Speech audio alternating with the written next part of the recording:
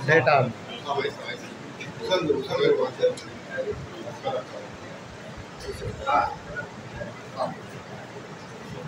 Bukan siapa?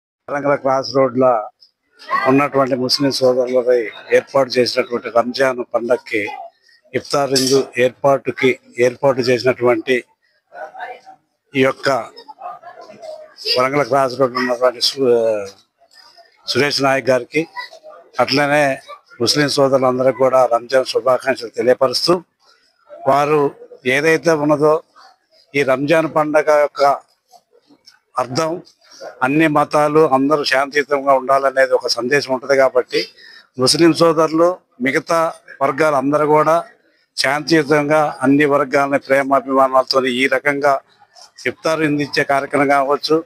మతాలు వేరైనా వేరువేరుగా ఉన్నా కానీ సంఘీభావం తెలిపినందుకు సురేష్ నాయక్ ప్రత్యేకమైన ధన్యవాదాలు తెలియపరుస్తూ, అట్లాగనే వారు ఏదైతే ఇక్కడ ఉన్నటువంటి వారు మౌల్ సాబుల్ గారు ఇంతకుముందు గతం మాట్లాడటం జరిగింది. వారికి ఉన్నటువంటి 2 సమస్యలు ఉన్నాయి.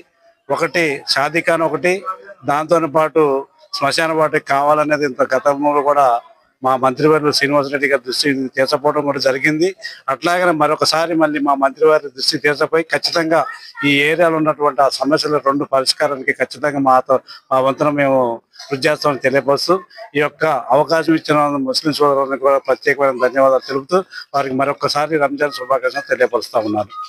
ఇఫ్తార్ విందుకు విచ్చేసిన ముస్లిం మైనారిటీ సోదరిమణులందరికీ ముందుగా రంజాన్ శుభాకాంక్షలు తెలుపుకుంటూ, ఈ రంజాన్ పవిత్ర మాసంలో ముస్లిం సోదరులు భక్తి శ్రద్ధలతో ఈ యొక్క పండుగని ఎంతో పవిత్రంగా ఉండి నెల రోజుల పాటు వారు ఉపవాస దీక్షల్లో పాల్గొంటూ ఇలాంటి మున్ముందు ప్రతి సంవత్సరం కూడా మా వంతు సహకారాలు అందిస్తామని ఈ యొక్క రంజాన్ పర్వదినాన్ని ముందుగా వాళ్ళకి శుభాకాంక్షలు తెలుపుతున్నాను. మంత్రివర్యులు పొంగులేటి శ్రీనారాయణ గారికి నా హృదయపూర్వక నమస్కారాలు. మా ఖమ్మం రూరల్ వ్యవసాయ మార్కెట్ కమిటీ చైర్మన్ అయినటువంటి బాబు గారికి, మరి మా లోకల్ నాయకుడు అయినటువంటి కాంగ్రెస్ పార్టీ తరఫున ఈరోజు ఇఫ్తార్ విందు సురేష్ నాయక్ గారు ఇచ్చినారు. వారికి మా ముస్లింల తరఫున ప్రత్యేక ధన్యవాదాలు తెలియజేస్తా ఉన్నా. ఇంకా భవిష్యత్తులో కూడా ఈ ఇఫ్తార్ విందు కార్యక్రమాలే కాకుండా మా మజీద్ యొక్క అభివృద్ధి కొరకు, ప్లస్ మా ముస్లింల యొక్క సమస్యలు, కబ్రస్థాన్ ఒకటి, షాదీఖానా ఒకటి, ఇవి 2 కూడా ముఖ్యమైన సమస్యలుగా మేము గతంలో మంత్రివర్యులు గారికి కూడా మేము ఒక వినతి పత్రం సమర్పించినాం. ప్రస్తుతం ఇప్పుడు స్థానికంగా మా దగ్గరకు వచ్చినటువంటి నాయకులకు కూడా మళ్ళా ఇదే మాట 2వసారి విన్నవిస్తా ఉన్నా. మద్దులపల్లిలో ఉన్నటువంటి ఈద్గాకి సరైనటువంటి సౌకర్యాలు లేవు. ముఖ్యంగా అక్కడ నమాజ్ చదవడానికి వెళ్తున్న సందర్భాల్లో మోకాళ్ళకు రాళ్ళు గుచ్చుకొని పోయి చాలా ఇబ్బంది పడుతున్నారు. కాబట్టి